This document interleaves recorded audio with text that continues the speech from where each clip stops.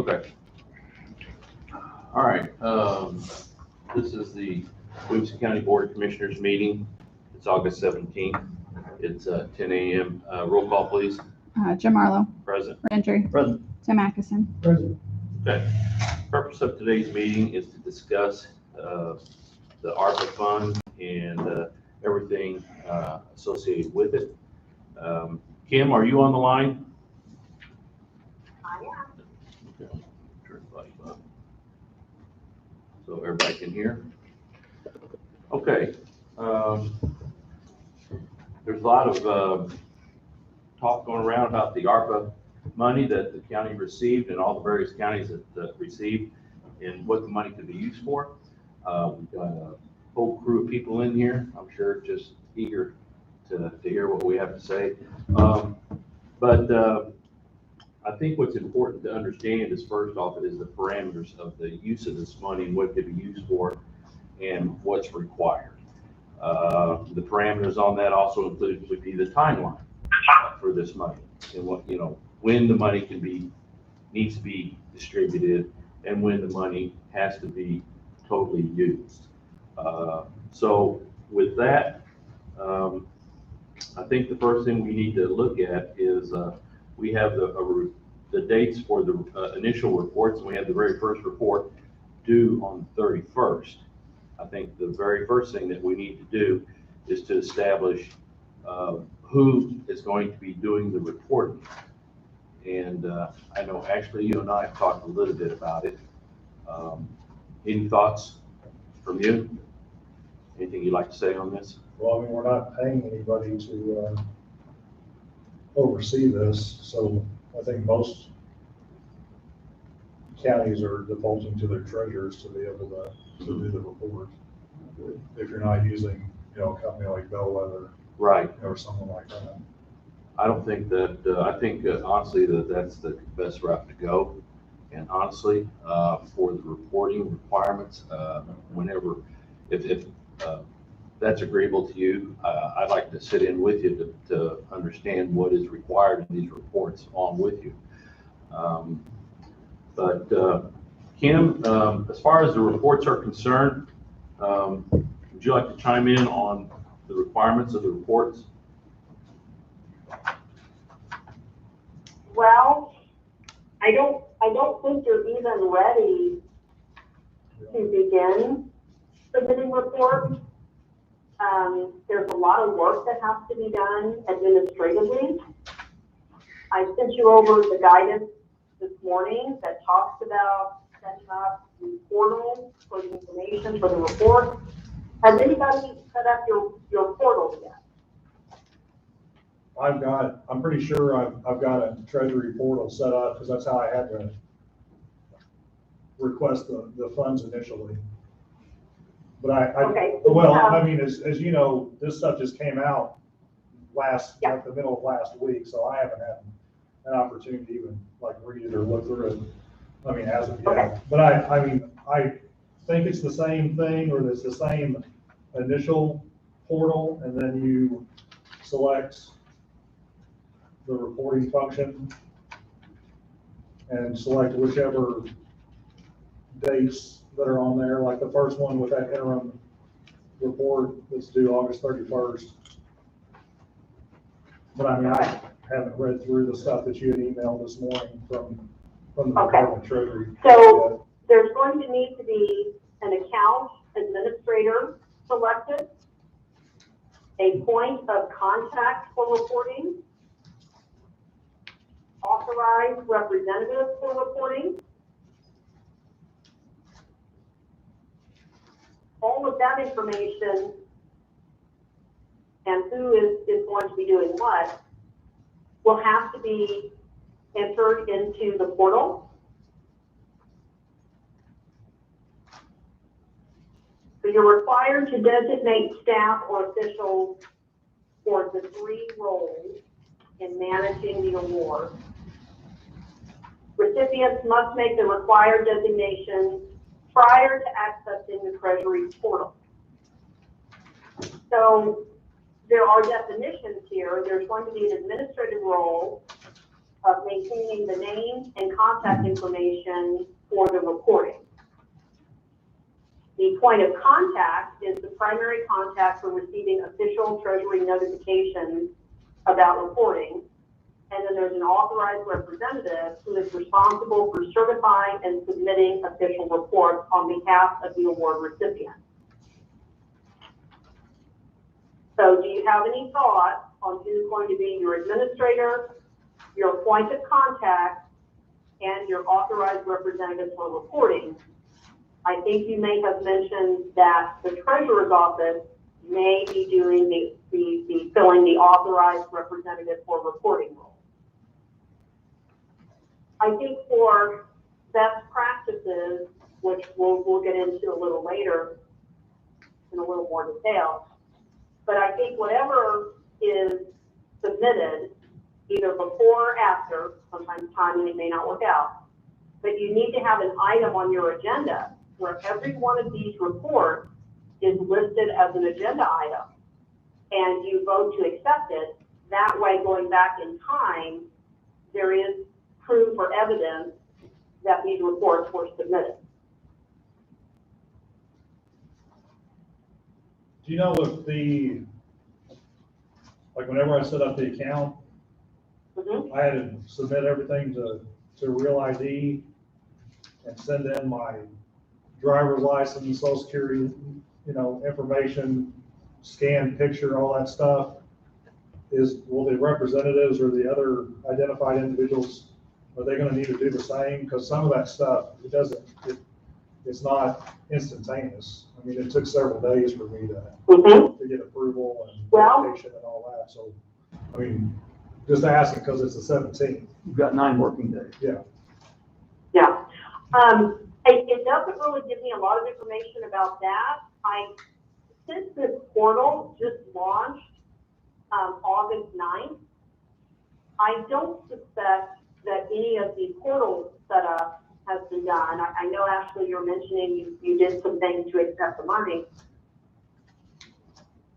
But since this just came out August 9th, have you done anything with a portal since August 9th? I haven't gotten into it, no. So I'm not sure if that initial login, password, everything that I've been given, if that takes me to these screens or not, which I can find that out today. Okay, so we want to focus first on the reporting that's due August 31st.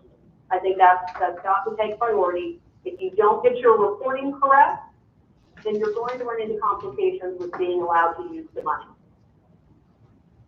So with that, we're going to have to figure out the administrator, point of contact for reporting, and the authorized representative.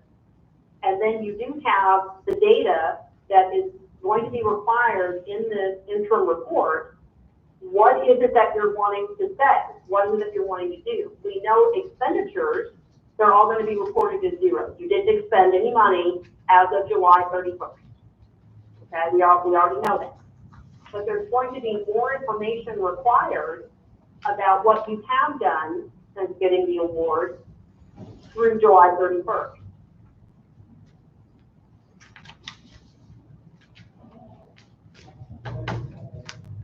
So what we need to do then is set up the, who would be the administrative role, do the administrative role, and who would be the point of contact. Right.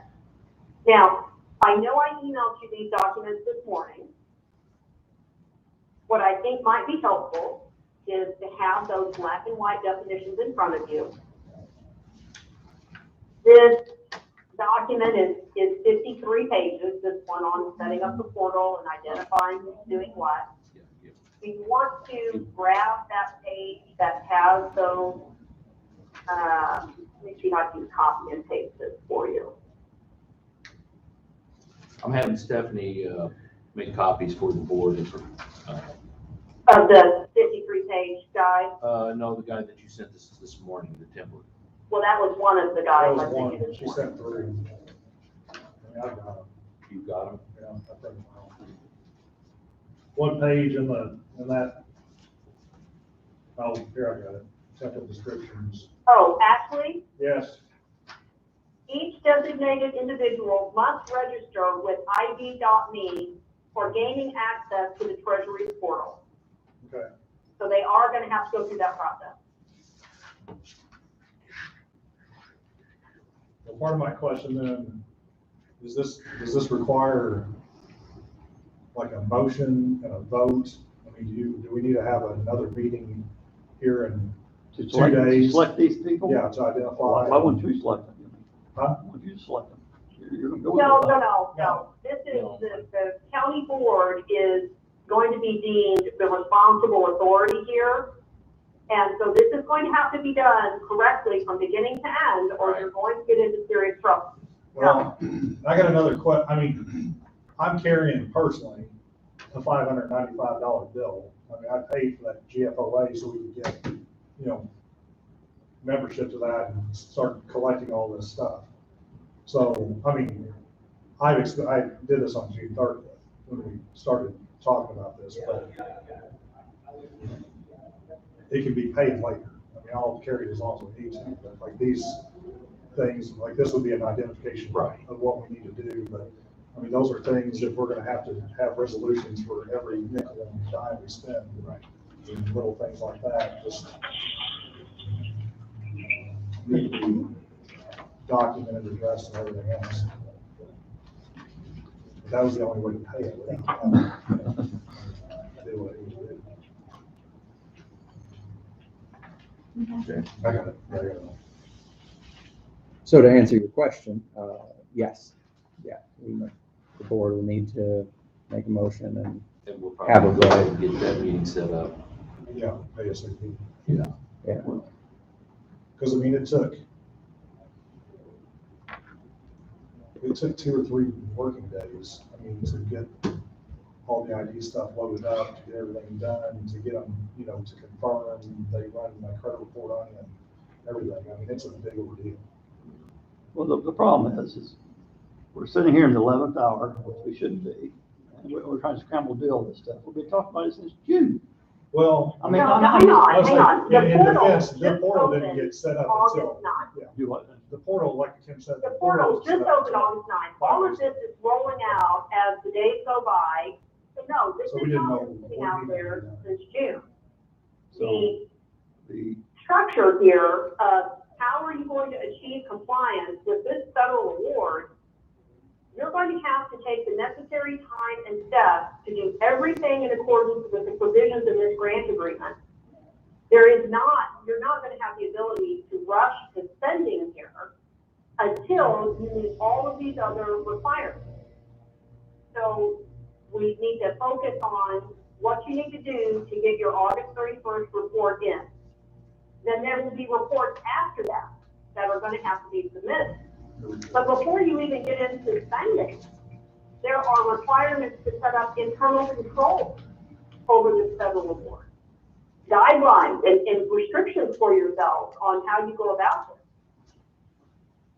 So it's going to have to be one step at a time.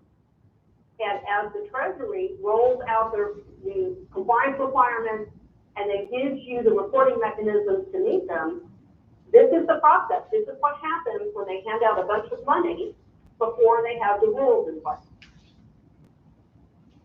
So one question I would have, when you select these individuals, are you locked into them? Or could you change them at a later date? The reason asking Let's see. is that, you know, if for some reason we're unable to obtain verification or approval for whomever is selected, I mean, I'm in already. you have to go through So, that process again. well, but So I'm the saying, account administrator, whoever is selected as the account administrator, you have the role of maintaining the names and contact information. So that account administrator would have the ability to update that information. And I would think that would be able to change at any time, you know, if you Yeah. needed to. So if you have the chairman down in any of these roles, as the administrator, point of contact, whatever the role is, then that chairmanship changes down the road, then the account administrator would be able to go in and update for the new chairmanship information, but then that person would have to go through the ID.me a verification. So whoever is signed up will have to go through the identification process.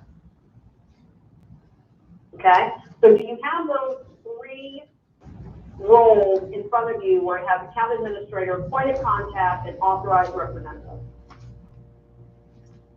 What page is that on?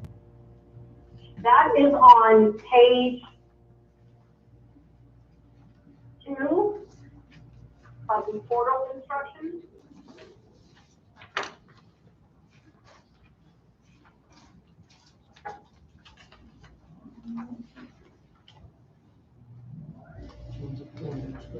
Actually, I think you probably would have done the SAM.gov registration, which is what you had to have to receive the money. We already had a SAM's number. I mean, Celeste had already done that. But I have a U.S. Treasury number because that's what I had to do and fill out the report and submit everything, submit the account numbers to this in order to be able to have that ARPA money transferred to the account that I had set up. So, I mean, I have a U.S. Treasury login and I have access to a portal, but I don't know if it's this specific portal. I would suspect not, since they just established this portal August 9th. So I have a feeling it's going to be something different. Or when you log in, there may be a new reporting feature that wasn't there before. Right. Okay, as far as an account administrator, I think it'd be a good idea that the chairman would be the account administrator. I have a question about that, or not necessarily a question, but maybe a statement that the board should consider. When deciding that, we just talked about the ability for us to be able to change the individual who was going to fulfill that role. You actually have two separate entities, so the chairmanship can change every time the board changes over, so it'll change next November, or I guess when the new board's installed. So as a board, you can decide that you'd like the chairman, regardless of who it is, the chairman to be the one to fulfill that role, which would mean anytime the chairmanship changes, you have to do that. We're talking about potentially that happening 3 times. As the last report, as you'll see on the second page of the document that was just copied, the last report's due in 2027. One thing maybe I would recommend is if you specifically want, for example, Jim Marlowe to fulfill the role, not necessarily the chairman, then I would vote to have him as the person do it, not necessarily the office or the seat that he holds. Then if a new board gets installed in 2 years and you do decide that you want somebody else other than Jim Marlowe, you can always change it, but you don't necessarily have to. Hopefully that makes sense. The title is probably the way to go. The title. So you have to jump around the hoops. We've done something like this similar with ASVAR when in receiving reports from the Department of Revenue. We have to add people, we have to take people off if they leave or for whatever reason. So, I mean, we've done it before. It's very similar to that. I would think, so you're saying the name rather than the title? Because I think the title would be, the chairmanship would be the way to go. Whoever is chairman, and then if the chairmanship changes, then you just note that change and make that change. And as time goes on. Then they go through that process. Yeah. Well, that's fine with me. I just wanted to make you guys aware that there could be a distinction. for this discussion, okay? Yeah. Continuity in this reporting is going to be crucial, okay?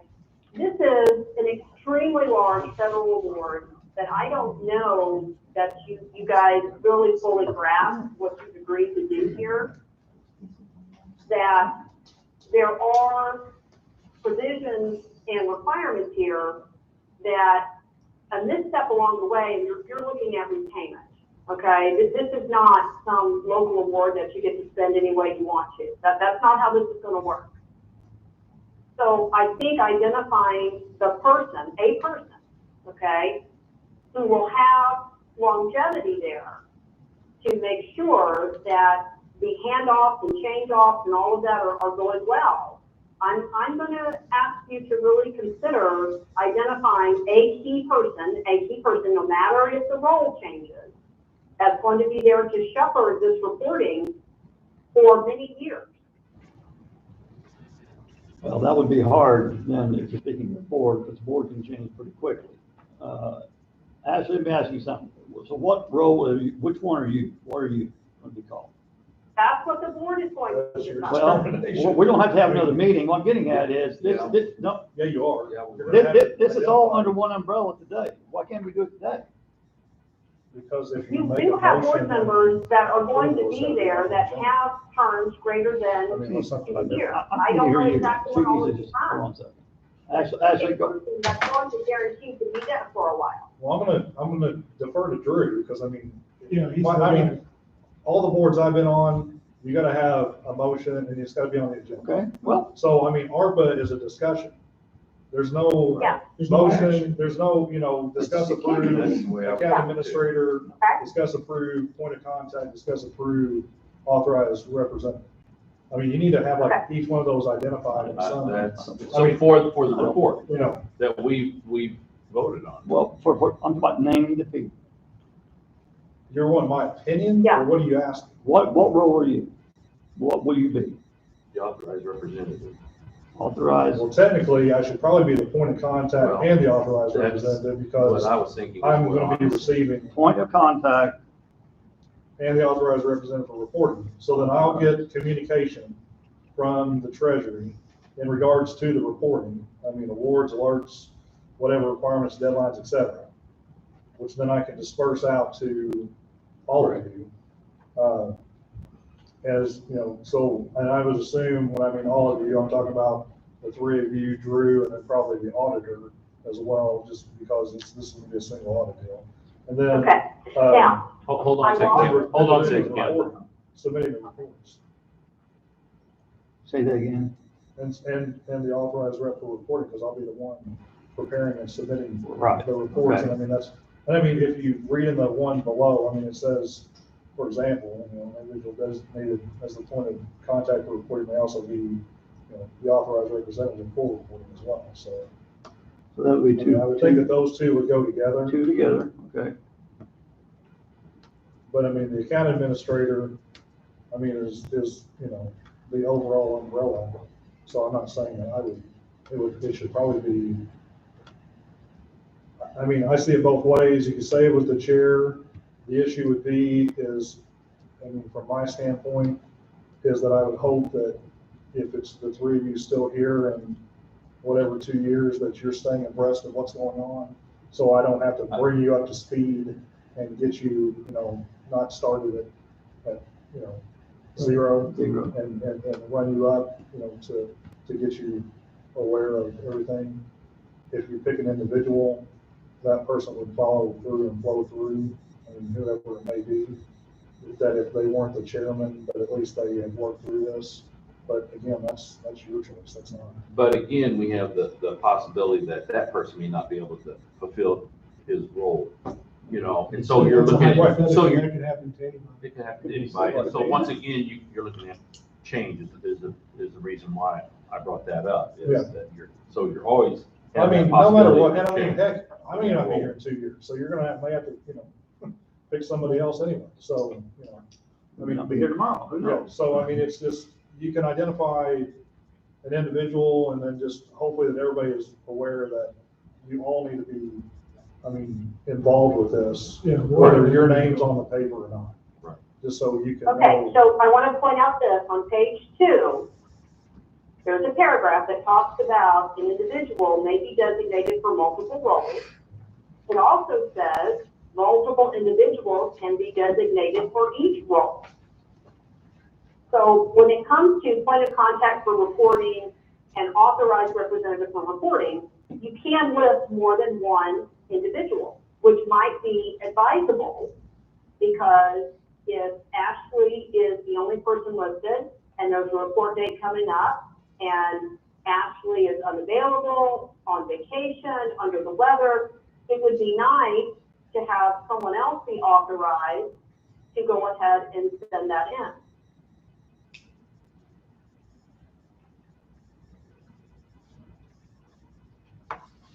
But only one person per role. No, No, No. you can do either It or. says- She's saying we'll come back, Well, you can have a backup. So identify, say, Role. the Right. chairman, you could say the chairman, but in the chairman's absence, whomever, Brent.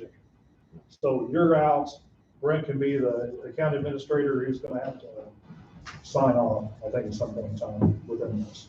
Same way with me, I can have some kind of somebody as a backup. I mean, whether it be someone in my office, Drew, Stephanie, whoever. I mean, that if they need to have access to correspondence or to being able to submit a report, they would be able to have their own login, go in there and, you know, press send to at least meet the deadlines, or it could be under whomever, I don't know. But, yeah, that's Okay, all right, another option. all right.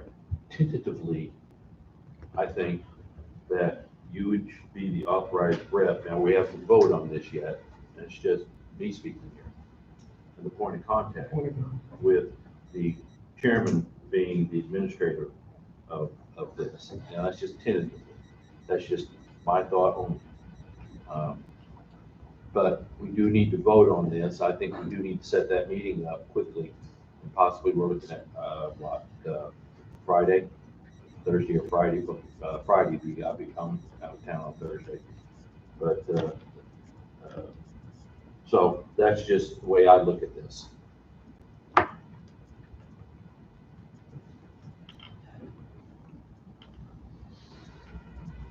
Do you want to identify titles or people? It's a board decision. I would say for the administrator, I think it's title, because you're always gonna have that possibility of it changing whether it was a person or not. Well, I think the same will hold true for the It's a chairman. name, Whichever way you do it, you should do it individual. consistent. Well, with the guidance that they're giving you, to designate staff or officials, they're looking for individual names. Can you say Well, whatever, the chairman position currently held by Jim Martin? So you still identify the position and who is currently in said position. So same way would be the treasurer, who currently is Ashley Gott. So then that way, if Okay. in 2022, December 2022 hits and John Smith is the new treasurer currently John Smith. Well, I think, That way you don't have to go back and. well, in my opinion, I think it's really about the same thing. If you do a title, okay, whoever gets that title, still gotta get a check, like you had to go through that background and all that kind of thing. Well, you do a name, they still gotta go through the same thing. It's a toss up, is where you go. I mean, really, I first thought title, but now I don't really, it's the same thing. So if Jim was one of them today, let's say it changed over to Tim gotta go through the same process, whether it's a title or it's a name. Well, I think maybe It it's might, right? I think maybe it's a good idea after we get this initial report, then we get secondary names on this, just in case. Sure. there's no- To go through the process. Yeah. So that's kind Yeah. of would be my decision would be to, let's just get this first report done. I think it goes without saying, but whether you do a title or a person, this is not necessarily something that the Treasury Department's gonna come back and, you know, smack our hand for. This is something more for our internal, you know, the way that we're gonna do things. Because at the end of the day, yes, the regulations of the Treasury Department sent out, they want an individual name. Well, we're gonna have to put that into the system through the portal. We're gonna get an individual name. This is just more for if something, and if nothing changes for the next 6 years, then hey, no problem. But in case something does change or a position changes, whether it's me and I'm not here, or Ashley, or one of you, we know, does it rest with the person and hey, that person's not here, so we need to change it, or does it rest with the role? And even though that person's here, they're not in that role, and so we still need to change it. Yeah, just have the backups ready Yeah. to go. So the account administrator, for example, could be each individual county commissioner. And then under the point of contact and the authorized representative, you could have the treasurer as well as all three of the county commissioners listed as available for this role. That's another way to look at it, is to have the three lead positions available in all slots. And that just gives options when it comes to, hey, it's a due date, we've got to get something done. If your email addresses are not verified through the ID process and for the reporting process, you're not going to be able to submit a report if you're the only one in town.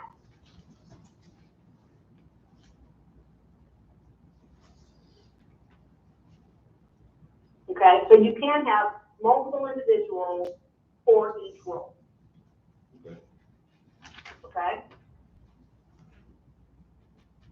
Okay. So that's been about 30 minutes on the first page of guidance and trying to understand the roles and what's going to be required and when. Now, we do have a report coming up that is due August 31st. I sent out a template this morning that was made available on the GFOA website.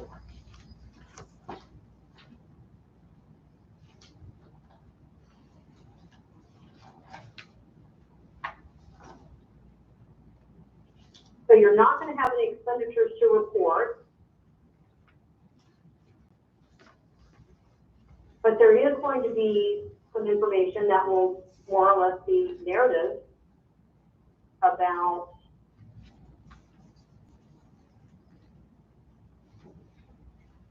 the different categories. There are some sections in there that you're going to have to describe how you're promoting equitable outcomes. What are your goals? How are you aware of equitable outcomes? Access and distribution, your intended use on equitable outcomes,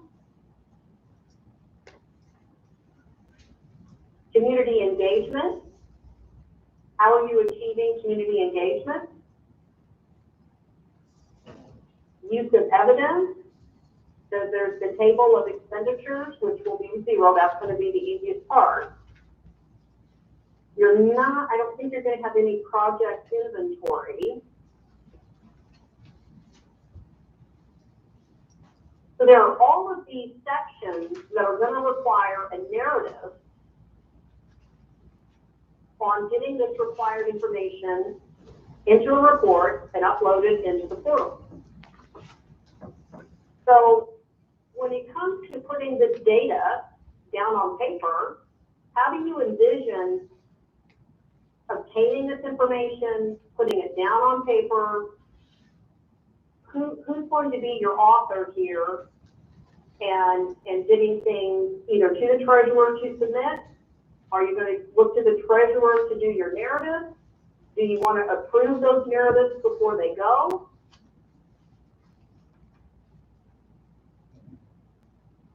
Any thoughts?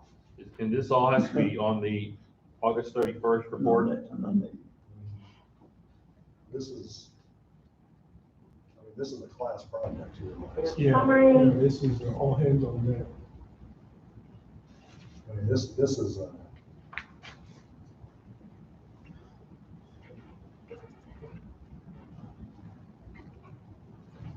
mean, I can start working on it, but I'm gonna need some help. I mean, I'm looking here, I've got to look and see I'll work with you on this. I'll work with you. on the interim report. Okay, let me go down to page 13.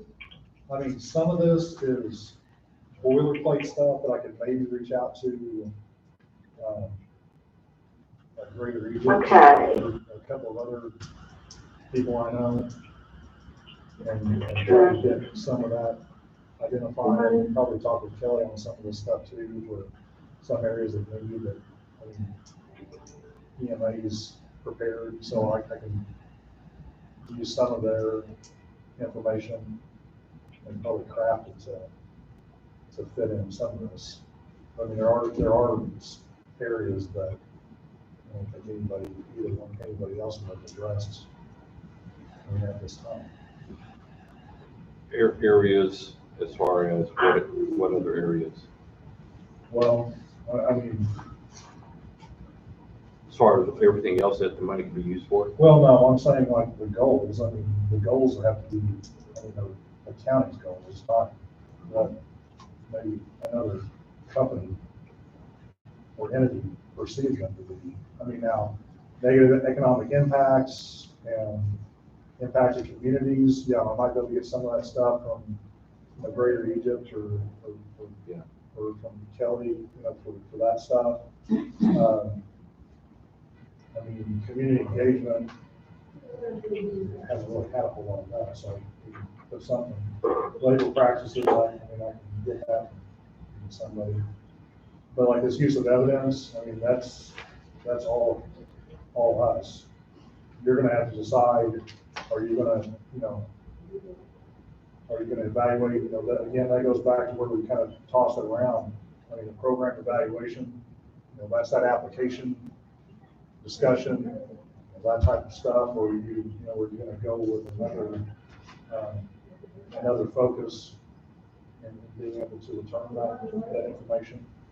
I mean, those things are gonna be county specific. I mean, obviously, yeah, this table is gonna be zeros. Because nothing's been done. But, I mean, project inventory, I mean, those are any projects in which you,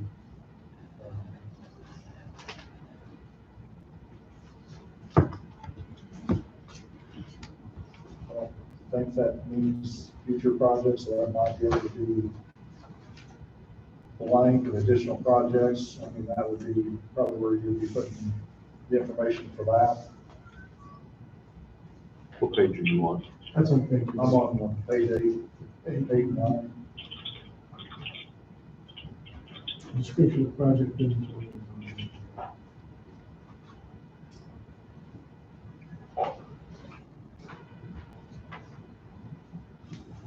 I mean, again, these are talking, yeah, performance indicators, so you're referring to, you know, number of people affected, total dollars estimated to generate.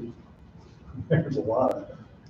You know, in his first report, I don't know how much of that stuff we're expected to actually provide. Well, I mean, what we'll have to do is clarify, I mean, are they talking, I mean, like literal projects that have been approved and are in the pipeline, which that's zero? That's zero. Or are we talking about potential projects that are being assessed and evaluated? So even if That could affect.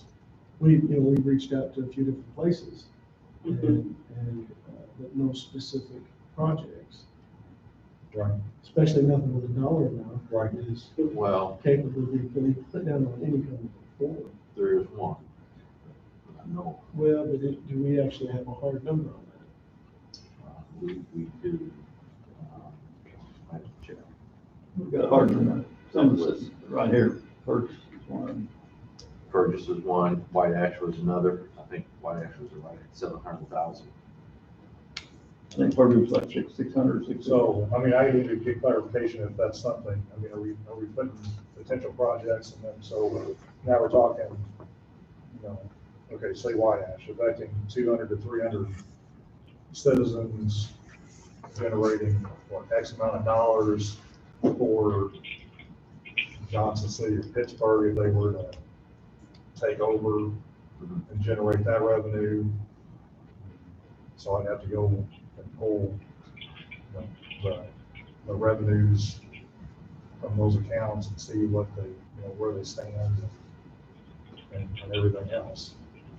So, I mean, I'll try to get a hold of someone, I mean, get the treasurer and boss office, because I mean, that'd be a point of contact for the federal stuff to see if that's something that needs to be put in there, if we can avoid that in this interim one and focus on the next one. I'm not sure that we put down specific projects in this first report. Well, I mean, it's. Yeah, I think what we do is there are just required steps here that the first part of this is to assemble your core team, which is what we talked about first this morning. Then you have the create an in-depth needs assessment. And I just emailed you guys yet another document called the interim final rule. And this interim final rule, Did you send that to Stephanie as well? I did not, but I sure will. Why don't you, that way she can print it out? Print it off.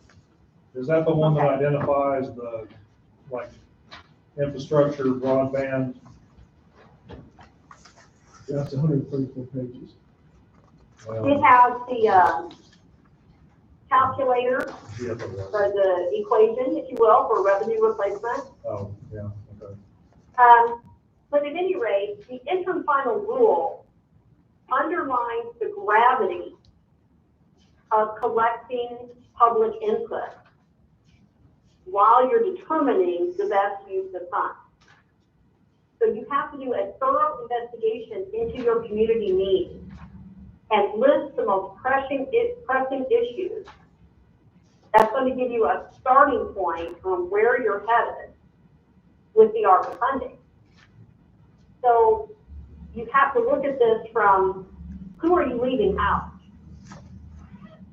when you're determining the best use of funds. Then you have to develop a vision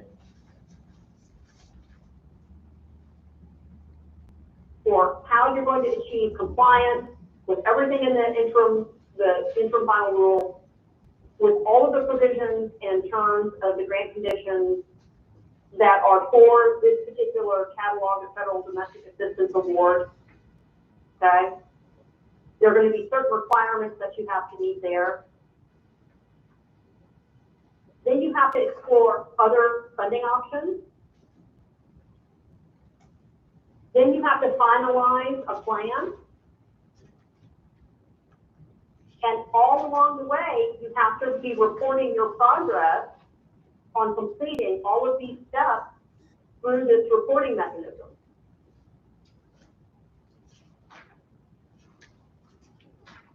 And then you actually have to implement and successfully implement your plan.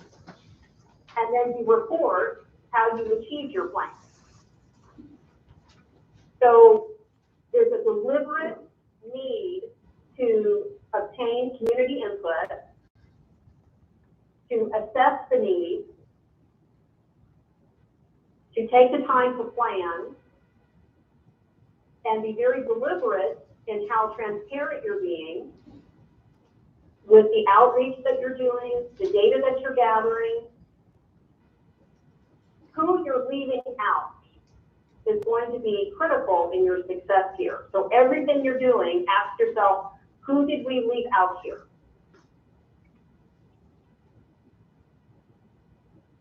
So I think you can And take along the what, way, what you're going to have is you're going to have to develop internal controls for yourselves over the processing of the data, the processing of the expenditures, everything is going to have an internal control mechanism, or you're going to fail the single audit. okay. So the purpose for today, if my understanding is correct on the agenda, was discussing the funds. And while all this information is important, we do have kind of our back against the wall. We have 9 working days, is my understanding, until this report's due. I have not reviewed all the guidelines. I'll put that out there first. However, through a cursory examination of this packet, the Recovery Funds 202X report, whatever, most of those sections, if you look in, say, you know, have you considered the negative impact from the projects that you're doing? Or on labor practices, when you're doing this project for your infrastructure, what labor practices are you using? I think for our initial report, what we're going to find when you go through there is most of this isn't going to apply. It's all important. We're going to have to do all of it, but I don't necessarily think that it's crucial at this time. In fact, what Kim actually just said, all those steps that you have to do, doing the research into the community, finding out what areas have the highest need, you know, collecting all the data. I think in the executive summary of this initial report, that's the information that needs to go in there. At this time, Williamson County has no projects planned. However, we are in the information seeking stage. You know, done A, B, and C to reach out and to look at our community and see where the need is the greatest. But we don't have any projects other than the two that you guys have talked about. And unless you want to input all that information on this first report, I don't necessarily think you need to go into all those specifics on this first report until that project comes to the next stage. So I think on this initial report, Mhm. you can list the outreach that you've done. So I think, Jim, you may have done some emails regarding broadband. Yes, I've been in contact with a handful of broadband companies Okay? and as Tim, well you as may have- other entities. Okay. And so Tim, I think you've done some outreach to some of the local water districts. Yeah. And it's Okay. just. So these are the things that we're doing. That's the whole thing. You had a meeting, and you can have Stephanie research today. You guys had a meeting where each of you were assigned these categories. So Tim, you were assigned water sewer, Jim, you were assigned broadband, Correct. and Brent was assigned something else. Okay, whatever you call those things, you can list that in there. Don't say anything that's not true. But the reality is you are just in the information gathering stage. That's as far as you made it. And nobody else is ahead of you.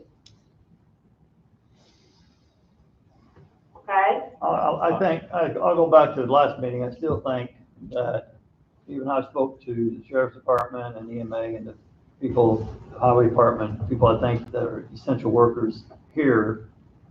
I still think that we need to include in here that we are going to somehow, get the media involved or whatever, to let the people of this county know that there's these funds. Because if we cherry pick certain areas, it's gonna come back and haunt us, because this is not our Williamson County government money. This is the Williamson County's money. So everybody's entitled to it. And once you make that one-time blast, that the money is out there, then if people don't step up to the plate and submit what their project could be, what they would like to see is money for, and they may not qualify on down the road, then, but I think it's remiss and wrong that we don't put somewhere in there that we're going to be this is going to be sent out to the media that this money is here, and where everybody has a chance to submit something. Because if you start picking one area or the other, I promise you, it's going to bite us. Now, I've got about 8 or 9 in my notes on my phone that have contacted me, that would like to be sent in, where I tell them to submit it into the commissioner's office.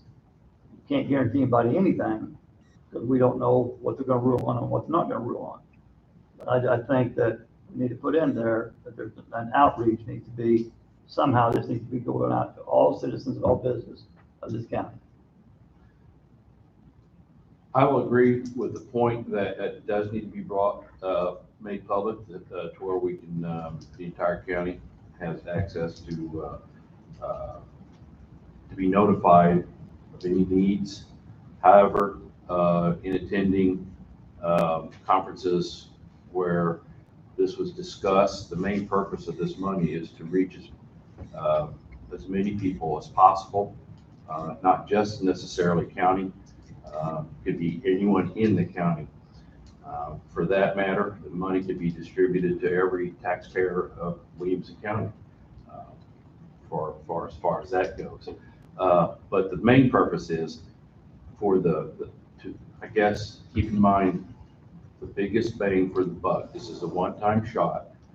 Now, whether that be for county employees, it doesn't specifically say for county employees, or for residents, or for the public in general.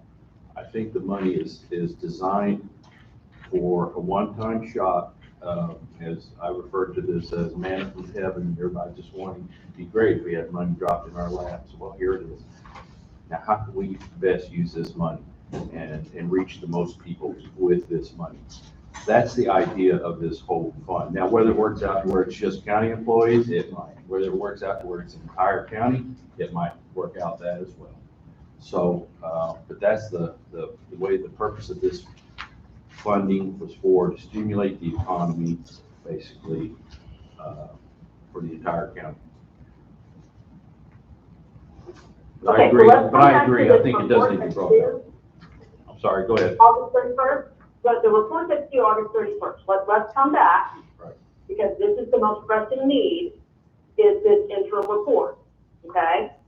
So we know you're gonna have to do the setup and the ID verification very soon for how you're going to identify these roles and get that set up. And then for the interim report,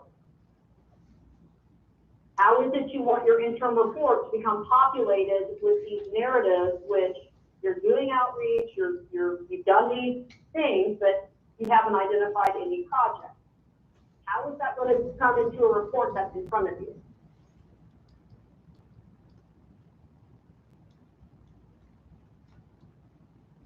Folks have to list what we've done so far as our outreach. Okay. Brink has reached Okay. out, I reached out, Tim has reached out. Okay.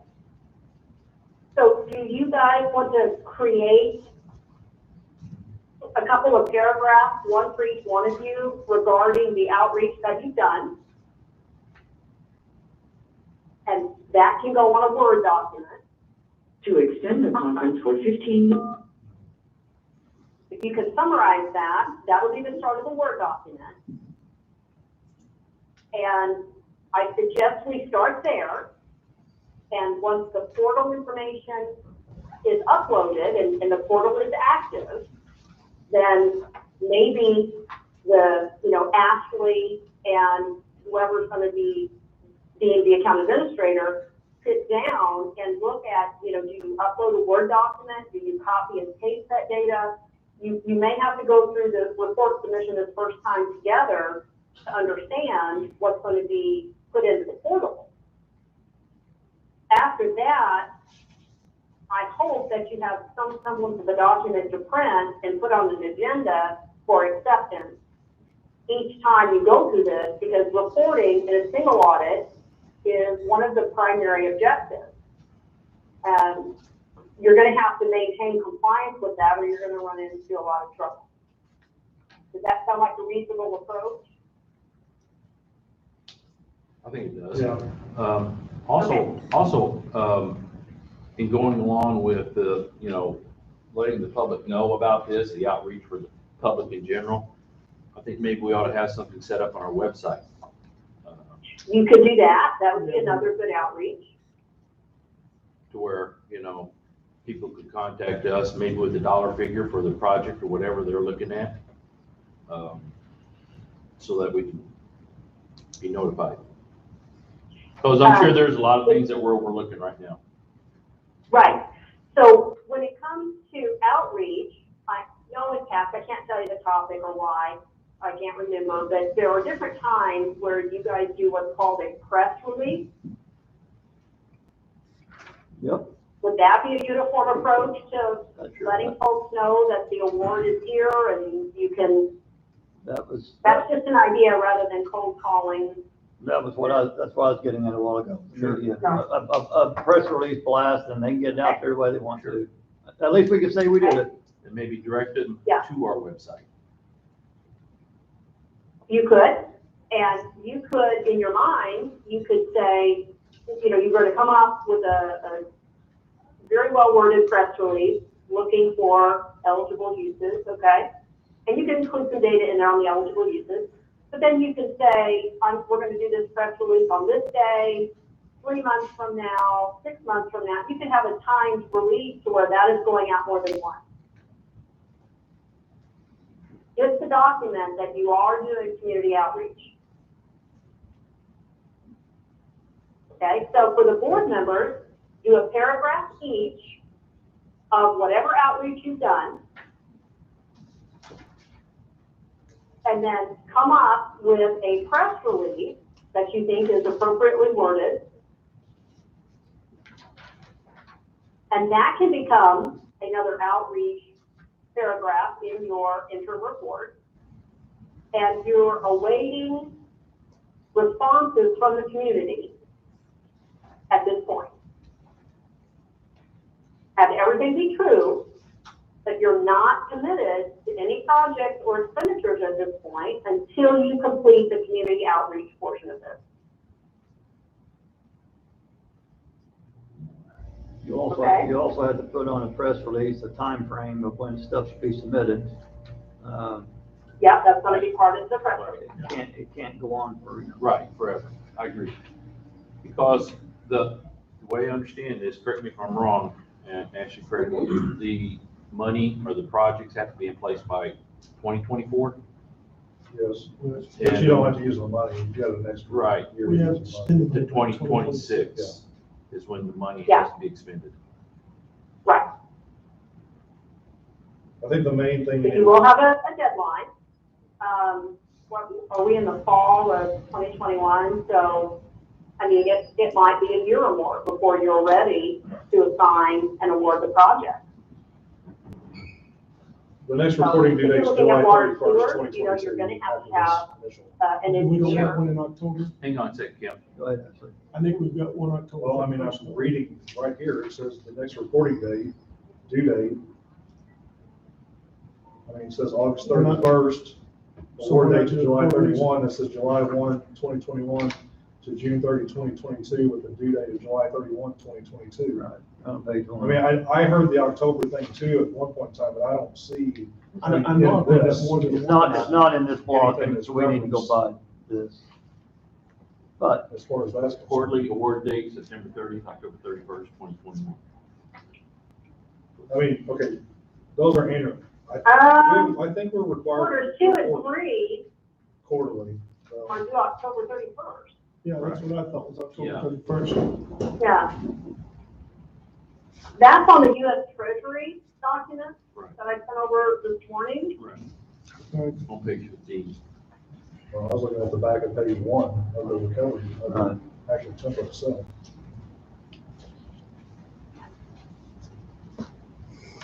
Commission below 250.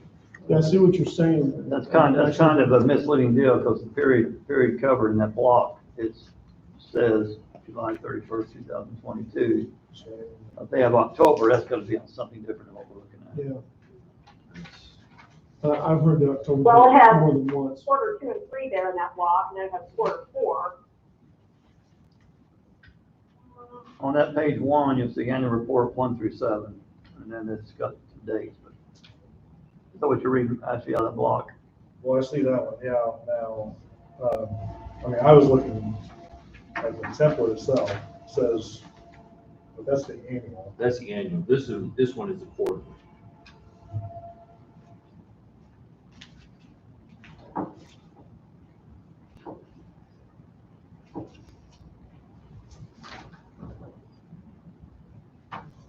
So I guess my question is, because that's for a different time, I mean, is the quarterly report the same thing that we're updating, and is just that a completely separate report? Well, this quarterly would need to be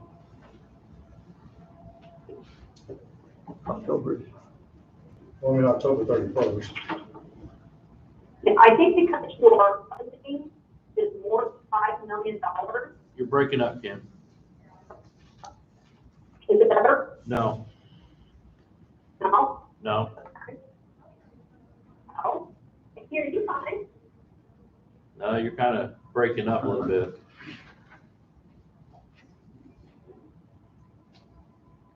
Is it better? Much better. Okay.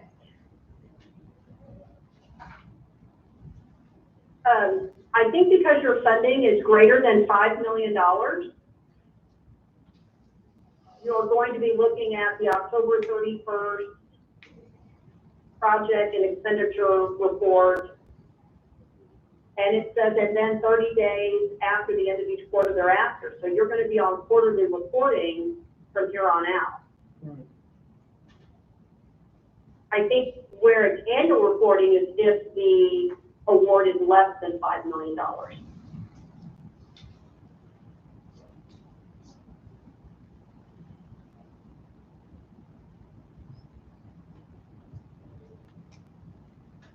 Yeah, so you're gonna be on quarterly reporting, and your next report will be October 31st, which that's gonna come around fairly quickly.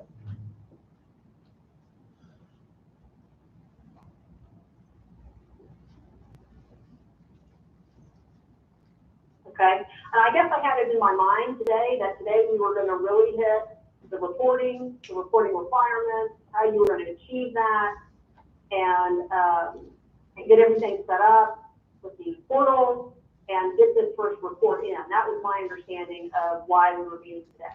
That That was, yes, that was the goal. Okay, So basically, this whole meeting will be part of our first report. I think that's a great idea. That you establish all of the required contacts. You know, if you need to schedule that for a couple of days, you know, when you get that done, you can put that in the report. That's a great thing to put in there. And that you're doing things in the prescribed order. Okay? Now, the other thing that I recommend, I sent you a bunch of information today, guidance on reporting, guidance on the portal, the interim final rule, a template report in Word. If you're charged with the responsibility to expend this money correctly, which you are, then I suggest you read and understand all of this guidance. If you don't, this is the type of money you can get into serious trouble with in a hurry. So federal awards are very sensitive, and they have very strict rules and guidelines. And if you're not aware of those, you can make a big mistake pretty quickly. So you have that guidance. It is tedious. It is long.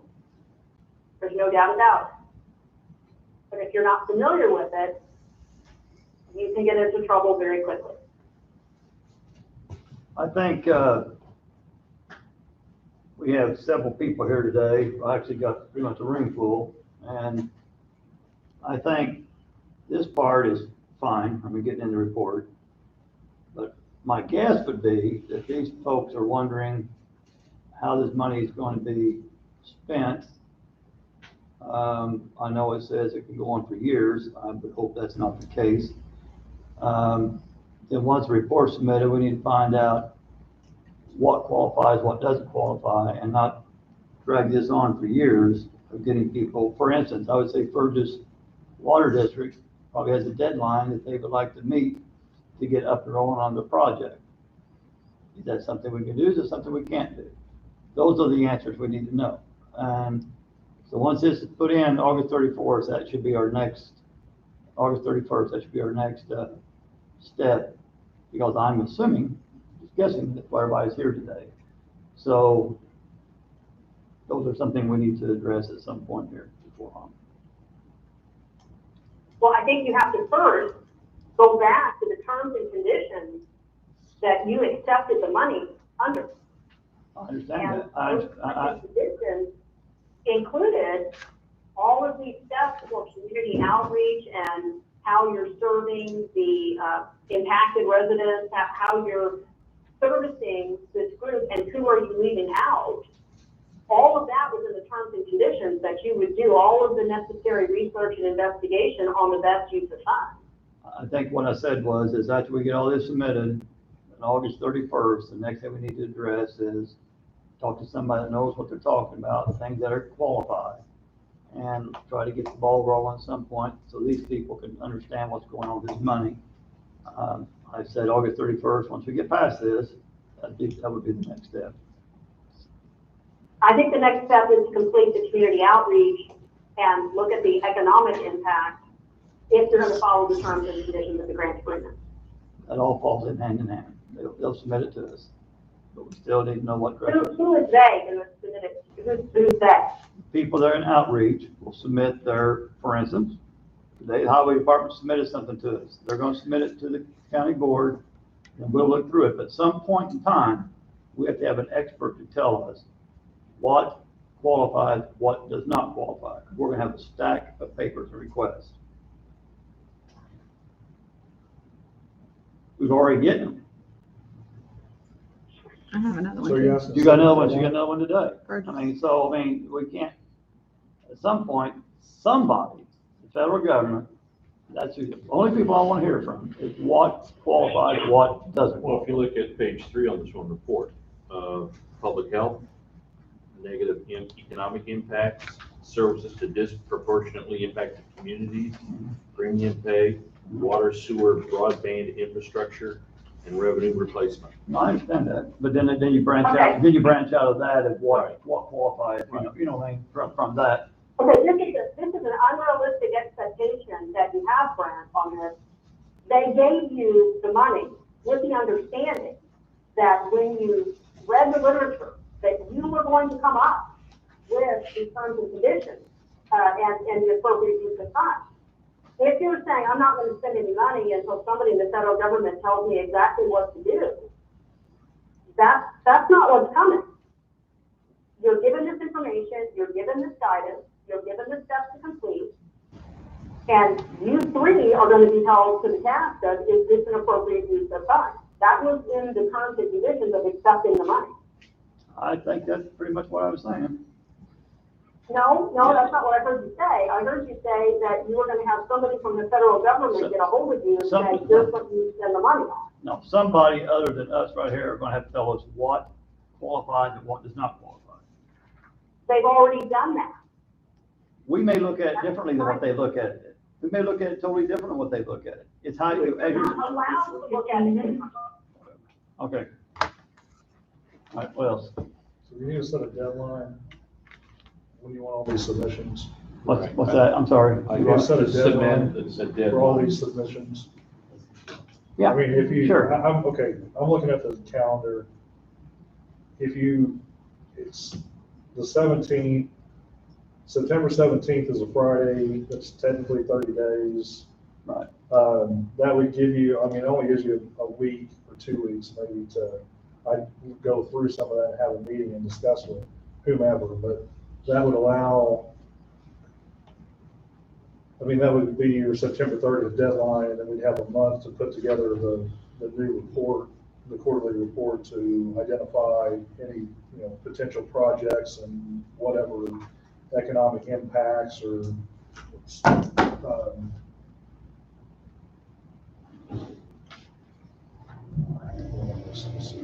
So how I would you? mean, how scope would you of like to do it? projects, expenditures,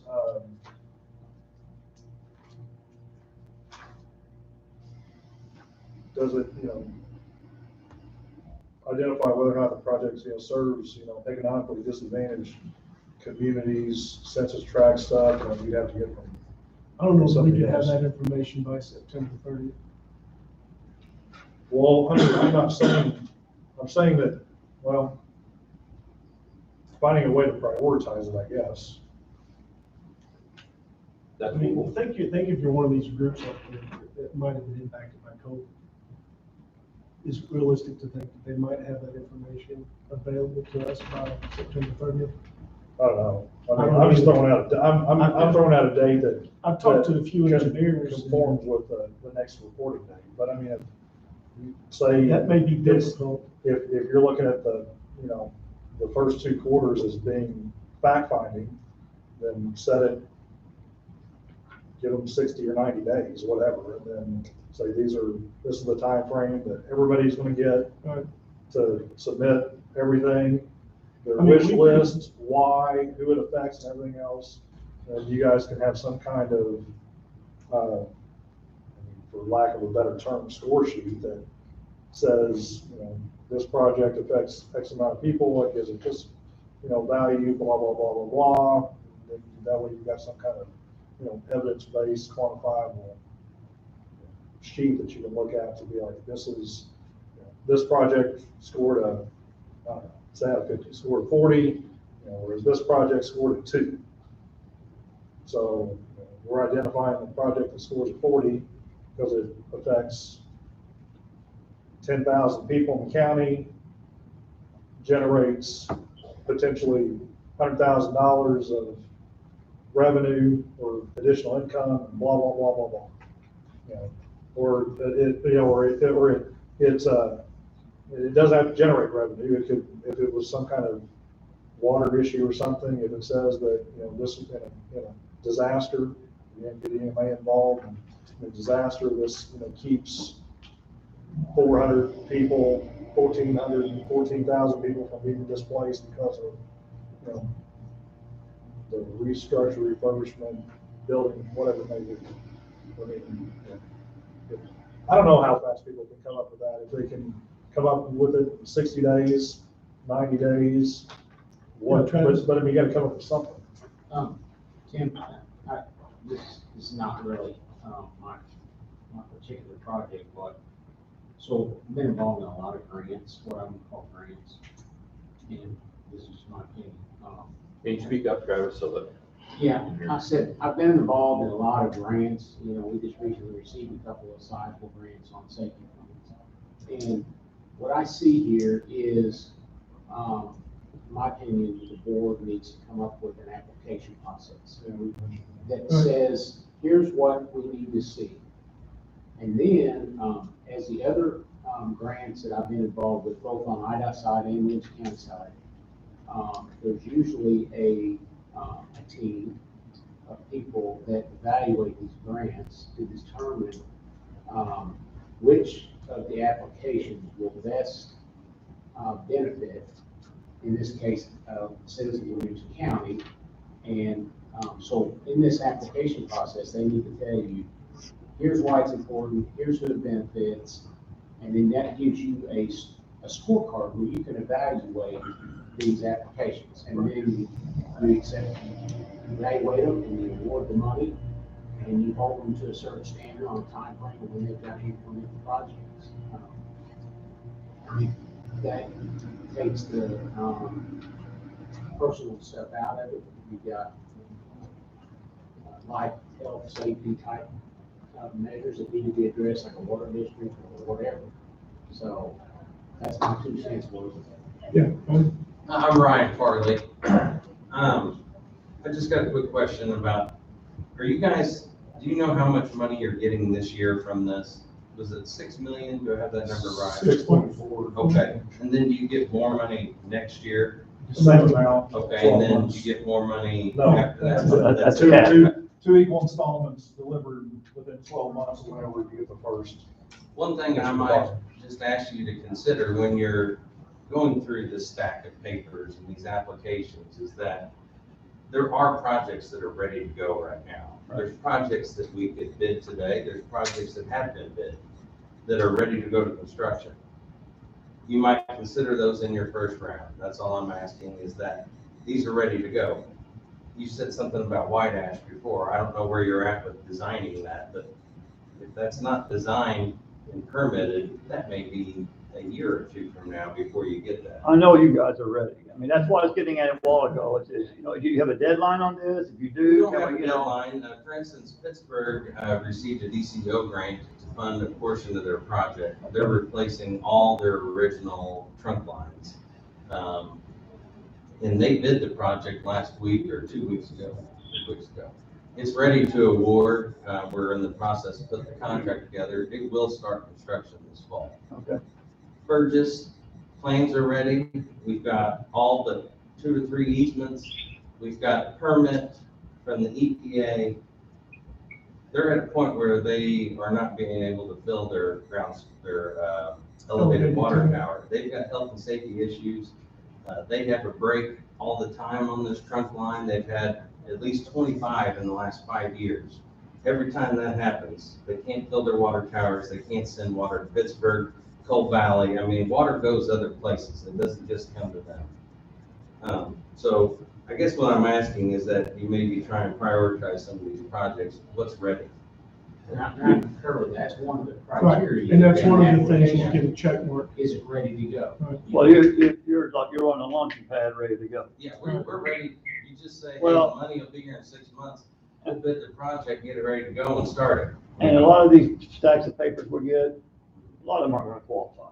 Okay, I can already go through my forms and think, Yeah. I'm not gonna tell them that if they submit it, but that's why I said a while ago, one of you guys mentioned that you wanted to call somebody, and I don't know, West Virginia or somebody's an expert, I don't know who you guys meant. I didn't say. That was that, Kim, what was that lady's name?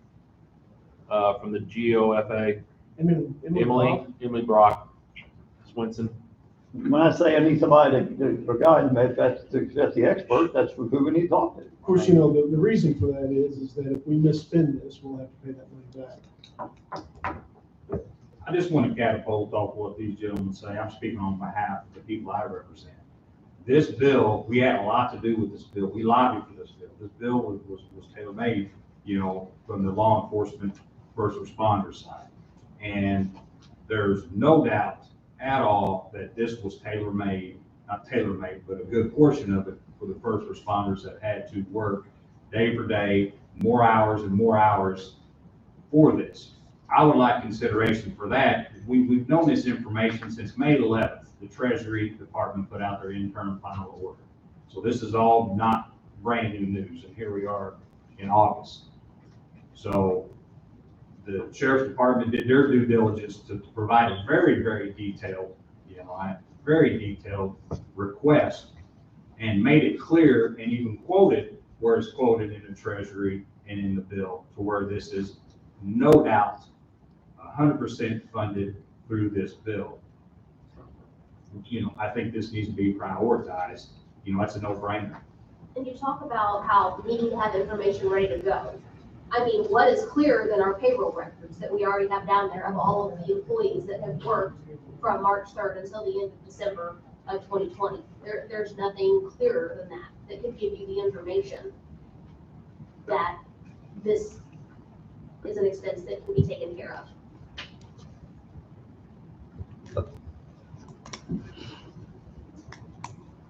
So an hour and 20 minutes, we've been in talking about August 31st. Are we clear on that, Ashley? Do we know what direction you would like to go on this to get this all, we know what we need to do. It's not, this isn't the outreach and all this stuff we talked about. Is there anything you need from any of us to get this complete? We need to have a meeting, identify the three. On Friday, we'll Right. have a meeting. Individuals. Are you guys good to meet? Kim, right, any of the stuff that you can add to, and then I can, I guess, compile. I mean, if each one of you I'll get you. see, honestly, any of those areas, I would put down your interpretation, assessment, whatever it may be, for, in answering these questions, the goals, awareness.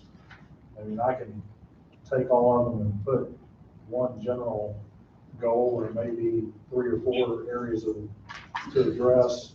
Same way with community engagement, which we already talked about, in doing that. I mean, those are ones that, I guess I would focus on the ones that either say planned or intended, because you got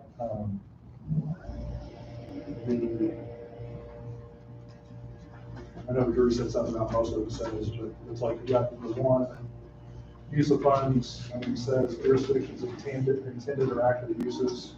So again, that would be future 10, same way with promoting equitable outcomes. Says efforts to date and intended outcomes. So something, those areas to put in there as well. Next one, jurisdictions planning or current use of funds, prioritizing economic and racial equality as a goal. I mean, that's planned or intended.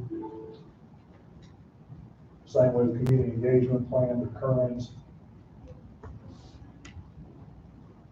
Labor practices, I mean, it does say on any projects being pursued, so technically we don't have any projects at the moment, so we might be able to just generalize that or say, not applicable.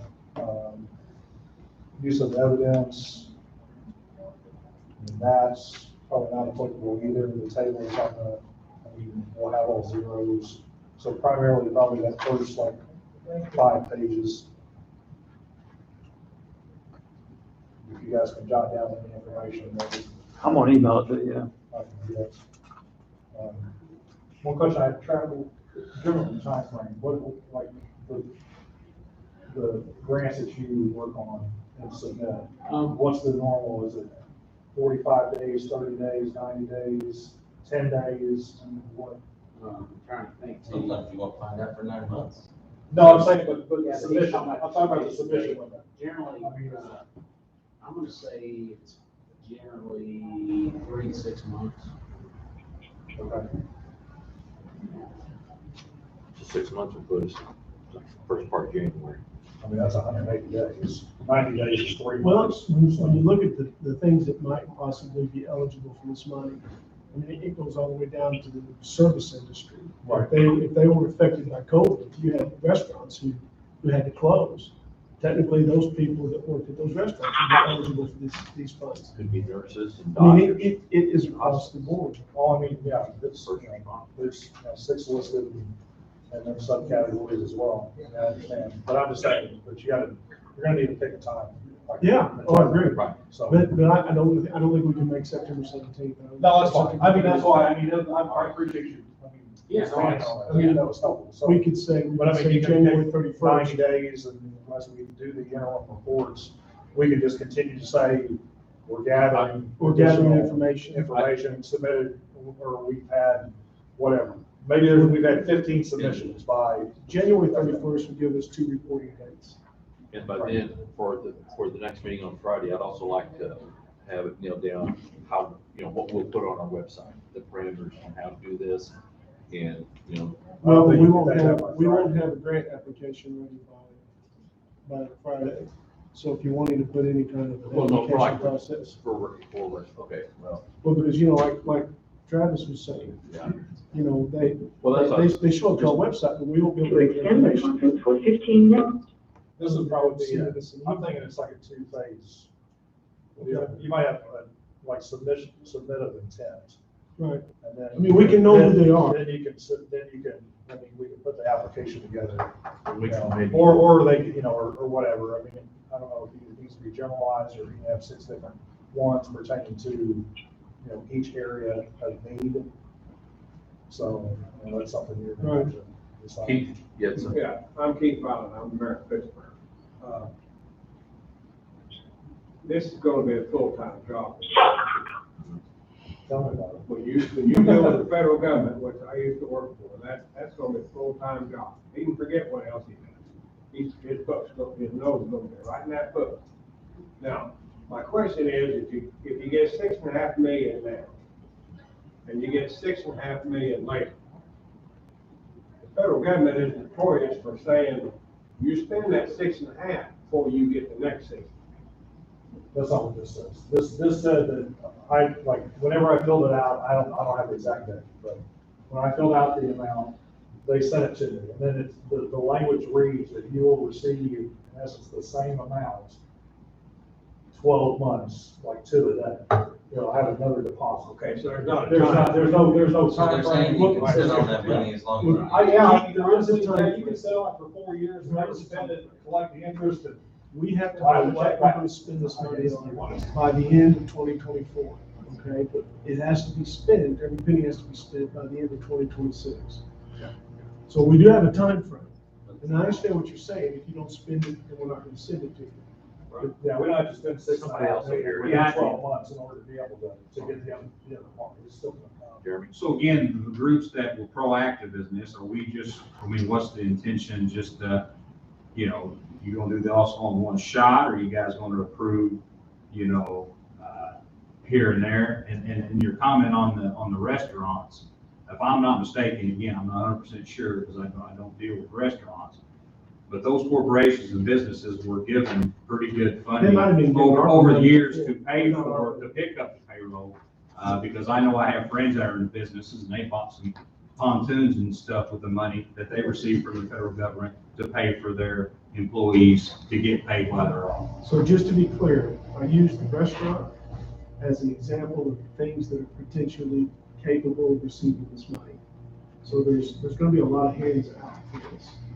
Oh, I'm There's a lot sure of there things, is. and there's gonna be a lot of tough decisions. We've been admonished more than once to make sure that we benefit the larger economy as best as we can.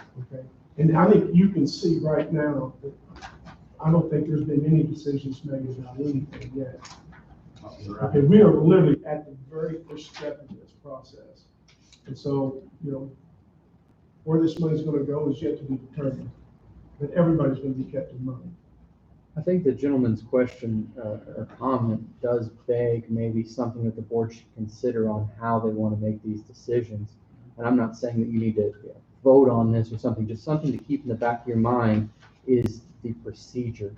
Ashley just said, this is probably a two-phase thing. Phase one, information gathering, put out the press release, have people send in their grant applications essentially, and then you guys make a decision in phase two. The point, if I'm understanding it correctly, and I don't want to put words in your mouth, is, are you guys gonna make these decisions on kind of a rolling basis as we go? If you guys see a project that's ready to go and it meets all the criteria and you think it's good for Williamson County, are you gonna approve that, or are you gonna wait, say the date's, December 31st? Then are you gonna wait until the beginning of the new year, go through all of them at one time and make your decisions all at one time? Yeah, that's what his question was. His question was, is how are you gonna distribute the money one time or it's staggered? Sure. I think, I'm just speaking for me, doesn't mean diddly squat, but I think the no-brainer things, I don't think sitting and dragging stuff on forever is a good deal. I don't think, because I think what you get into possibly, I'm not saying it can, I've seen it past over the other building with some stuff.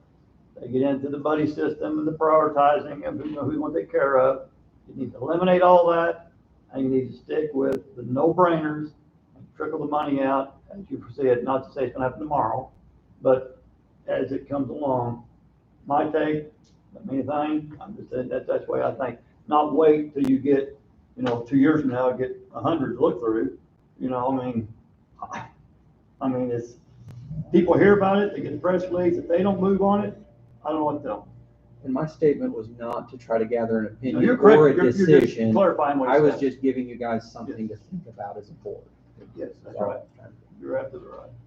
Another thing you need to watch for is if you do select a project, or if you select a group of people to, whatever you select, if you get a project, you need to monitor it to make sure it's moving along like it's supposed to, because when they get to the end and they haven't spent the money, they're gonna lose it. Yeah. And so that's a big deal, make sure that you're monitoring. Right. Just listening, and this is new to everybody. Piggyback on what the mayor said, there's a lot of stuff to learn here, and somebody's got to prioritize workload for whoever's going to be learning this stuff, in addition to their normal job, obviously. And we've learned from COVID running businesses, one person can't know everything. Ashley can't be the point person that knows everything in there. There's got to be somebody else. In case he goes down for 14 days or worse. Have no respect.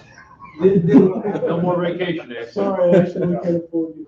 Then all of our projects that are even funded are going to be pushed even farther back because we're behind the 8 ball, because Ashley was the one who was up to speed on all this. I think we're going to address that in a later meeting. I think right now today was just to establish our parameters for the August 31st report. I think we talked about earlier having backups for all these. Yeah, it's like cross-training, Tim's right, it's like cross-training, it's, you So got somebody else to back it up. we're going to do our best to get that done. Right. I know Celeste retired. Did you guys replace her? With Greater Egypt. Okay, so they're handling your grants.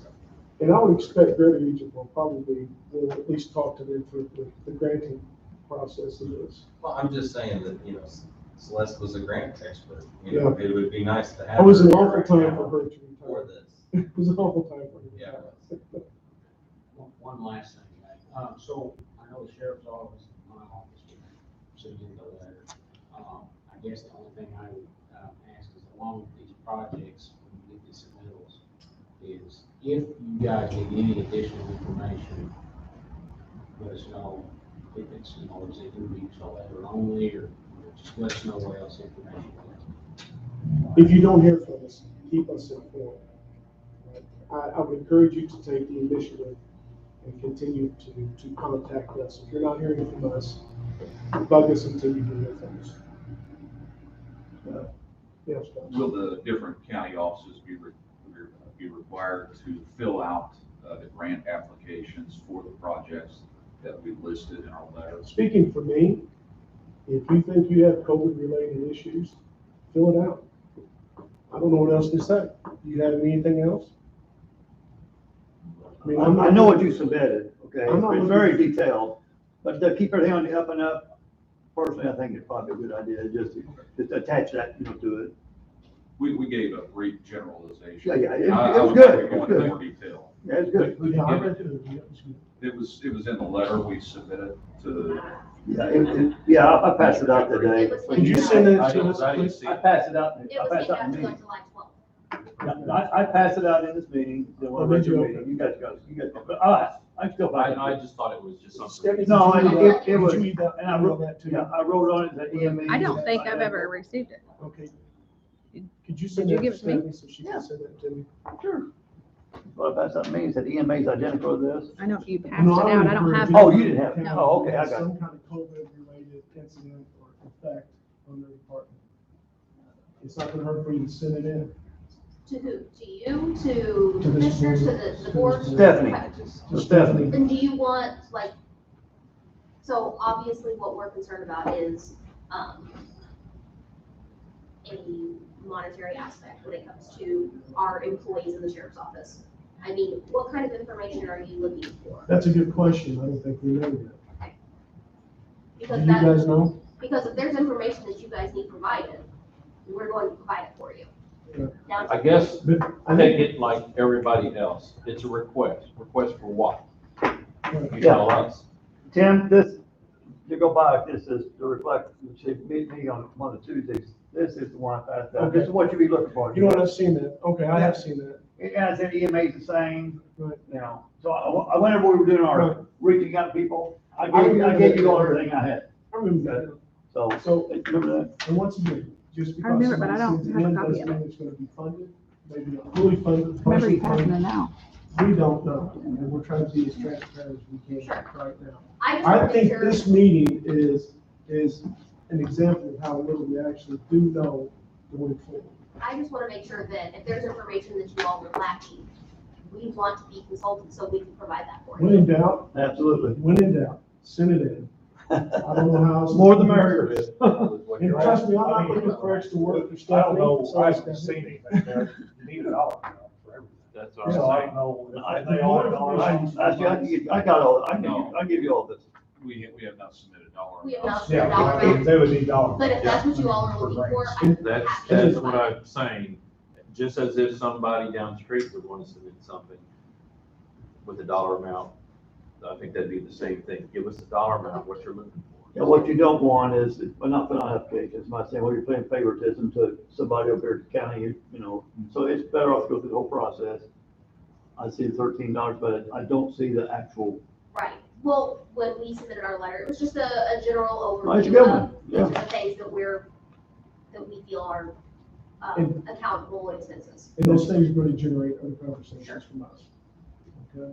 one thing I learned today is actually you've got job security. That's, right, bud? How do you figure that? Well, you really got it now, you got this now on top of it. I've got job security until November 30th, 2022. Well, I tell you what, if anybody else sees what you have to do. You mean if you live for that long, actually? Kim, are you still on the line? I am, are we done? Does anybody have anything What else else? over here? Is there anything else that you'd like to convey? I think get off to the right start with really focusing on the reporting aspect. The reporting aspect will give you clues of what the process is going to require from you. And pay attention to that and do the steps in order that you're asked to do them. Please remember, if you are required to repay this money, you will be required to issue a bond to repay it immediately. And then you will have to pay interest on whatever amount you're required to borrow. So consequences are extremely important here to consider. The consequences to doing this wrong are extremely expensive. Okay? So get your paragraph written down. Yep. Get all your ID checks done. Get into the portal and let's see what it's requiring of us to do. And then make sure you hit all those marks on time. Good. Okay? And read the information that I sent over. Correct. All right, does anyone else have anything they want to say?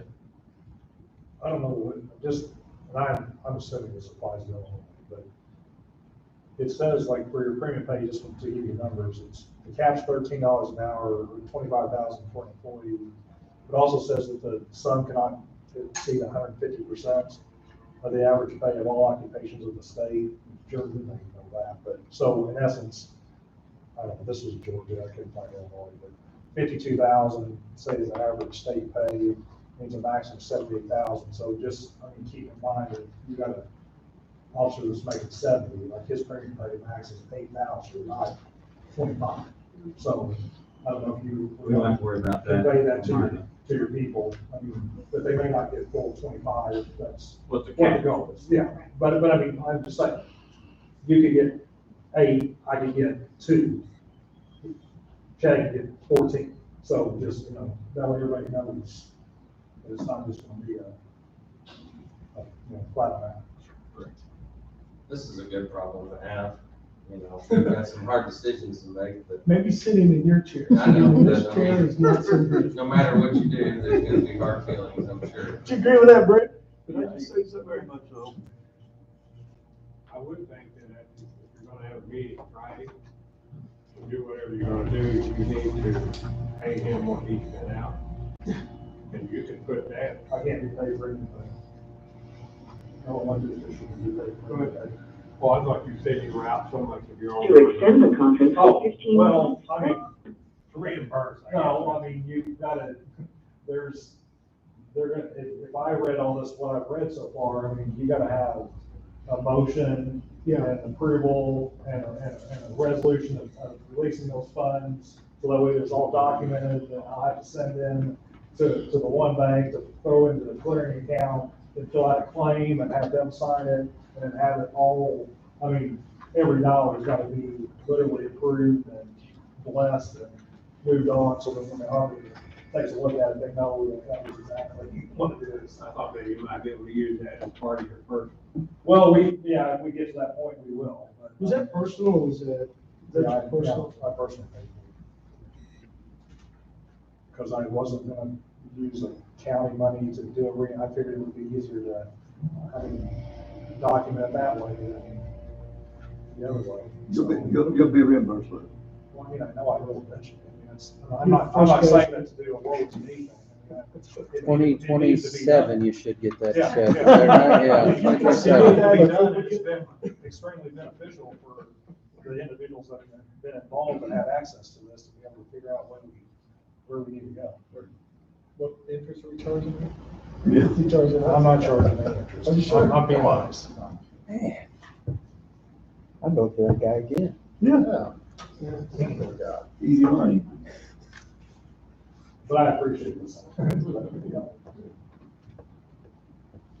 So does that cover ARPA for today? I believe so. Kim, do you have anything else you want to say about ARPA? I do not. We can assess Friday how far you've made it, Okay. for You want the to set that process, meeting but for Friday? I think also for safety purposes, put, ARPA report maybe on your agenda to get in the habit of accepting those formally. And if you say not this meeting, fine, but at some point you're gonna need to start accepting these reports.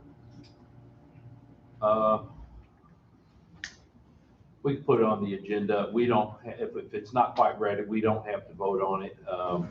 But we can always table it and then We can always table it. bring it up at a later meeting to get it out there on time.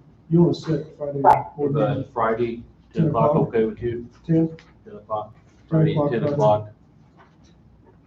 Make that one? Yeah, that'd be fine. That Okay. good? Ashley, can you do Friday, 10 o'clock? Yeah. Okay. That didn't sound too encouraging. I'm sure it's chaos down in my office right now. So, Okay. that's another. You take 5 minutes for them. Yeah. On this meeting. Yeah. Keep people in there. Yeah, we'll give these All right, folks a then, chance. look, we're gonna take a, I'd rather do it Friday than next. Anything else, you guys got anything else you want to say today? Okay, Just last chance, wanted to know the guidelines of the proper way of as requesting. soon as we know. okay, let's go ahead and take a break right now. Take a 5 minute break. Um, Thanks, guys, for coming in. Take a 5-minute break. You want to pause that? Before we move on? I'll make a motion to recess for 5 minutes. Voting on it? We got that. All right, Jim Orlo, Red Gentry. Jim Axon. What's up? Thanks, Ken.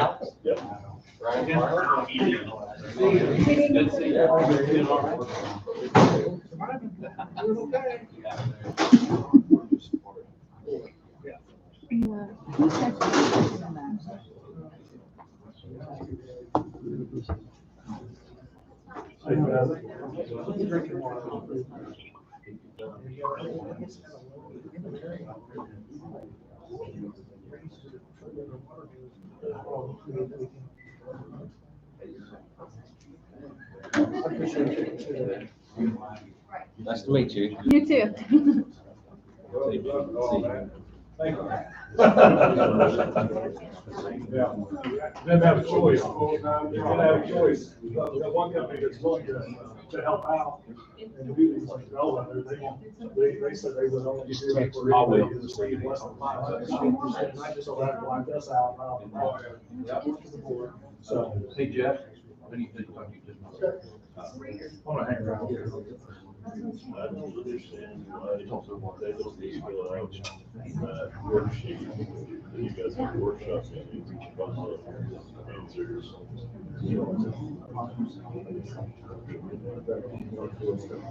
Well, even if they just give you better answers, you can find and say, here's what I'm getting.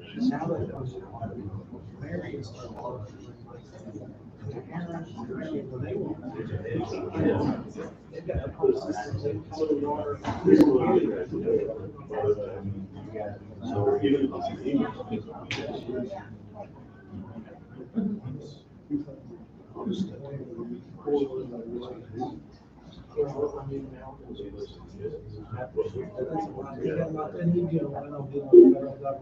To turn off the music, press 1.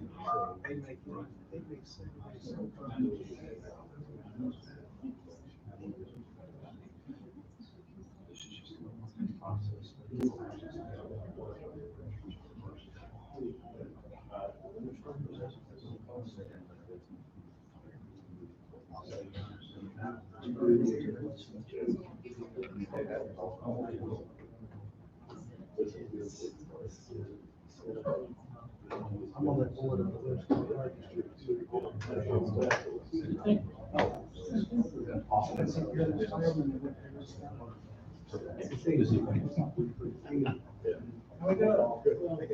I think your application is from those questions. Who would be the funding groups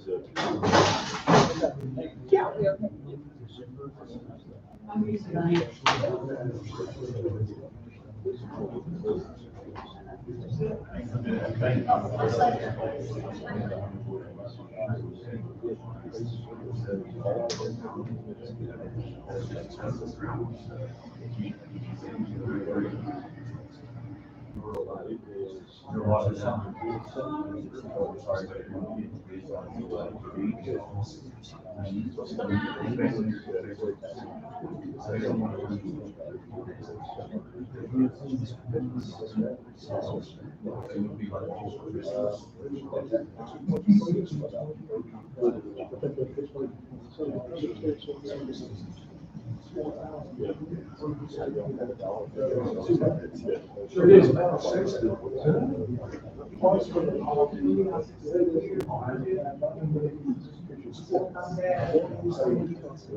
But if I was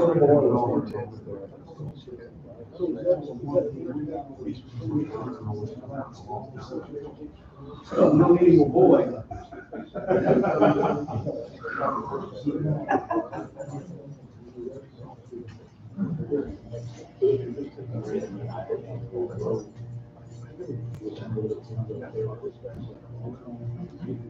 Hey, Matt.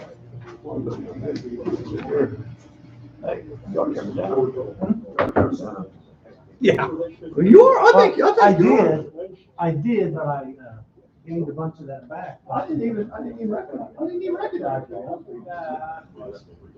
Looking inside, I didn't recognize it. So I don't know what a building is. So it's just something that. Better than what the activity is. So any benefit should on this, just pray. Yeah. That's for words. Yep. So, yeah.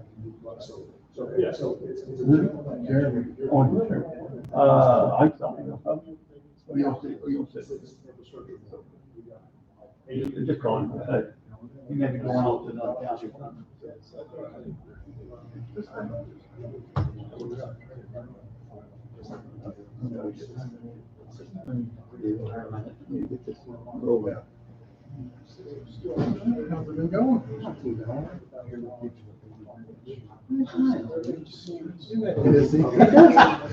John, Because your guys there, they're trying to load everything on you. Gets you more work. But it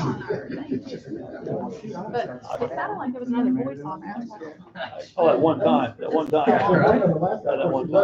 Yeah, true, yeah. Yeah, I knew that. Yeah.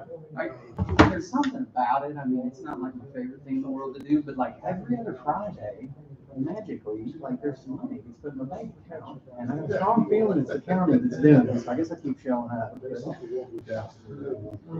So how is it, getting closer and closer, right? Every day? Is it like looking forward to a vacation, or is it a little bit? A little bit, kind of exciting, but kind of nervous? Because I mean, it's part of giving up position stuff. It's not. Yeah. In one way, it sounds great, but in the other, like, it's all good. Yeah. You know that. Mr. Thompson, what's wrong? You know, that kind of. But I don't, I won't like some parts of it. Heads up, we got our training. You know,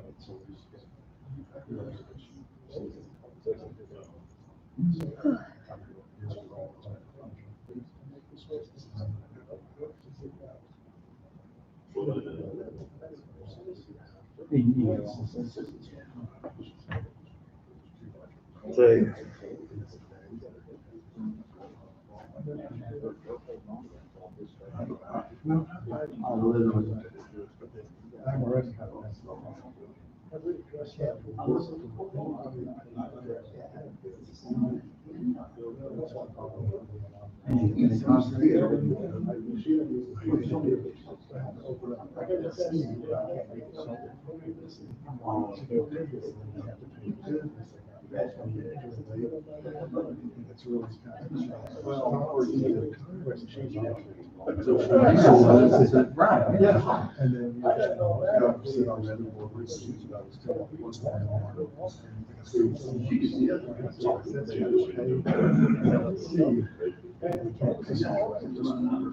Which means you have to put in another person, which, I mean. Well, I'll be able to do that. I mean,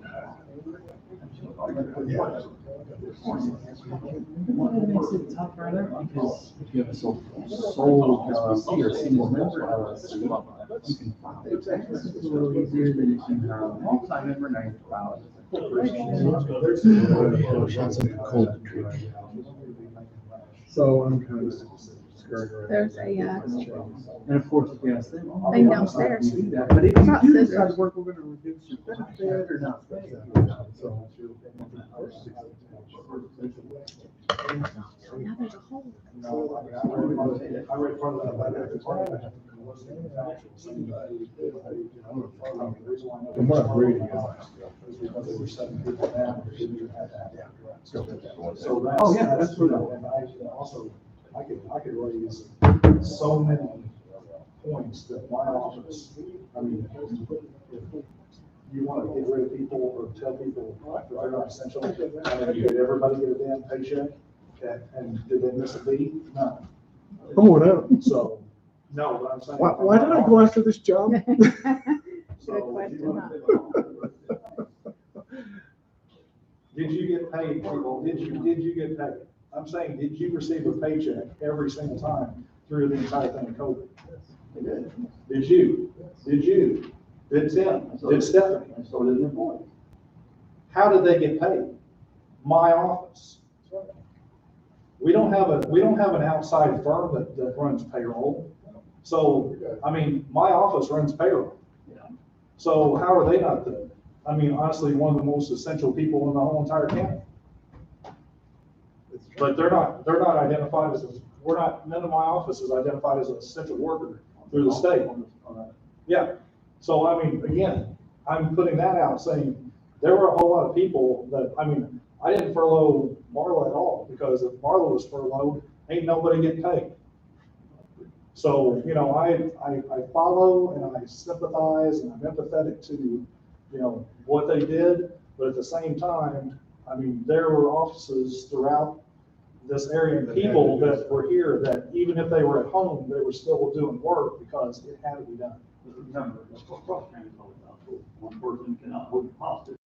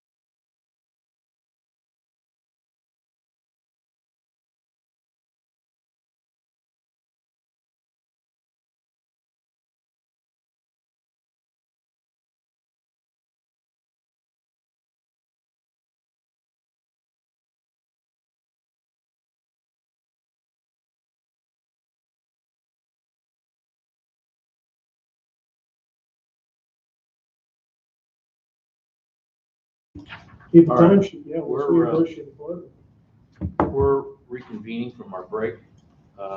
It is 12 noon. Roll call, please.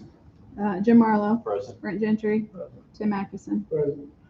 Okay, the next thing on, under new business is discussion on the supervisor of assessment position. I think at this time, you were wanting to go into executive session on this. Well, I thought we were going, here's what I thought, and correct me if I'm wrong. I thought that Alex, you came and spoke to each one of us individually. I wasn't privy to what you talked about everybody else was. I know what you talked to me about.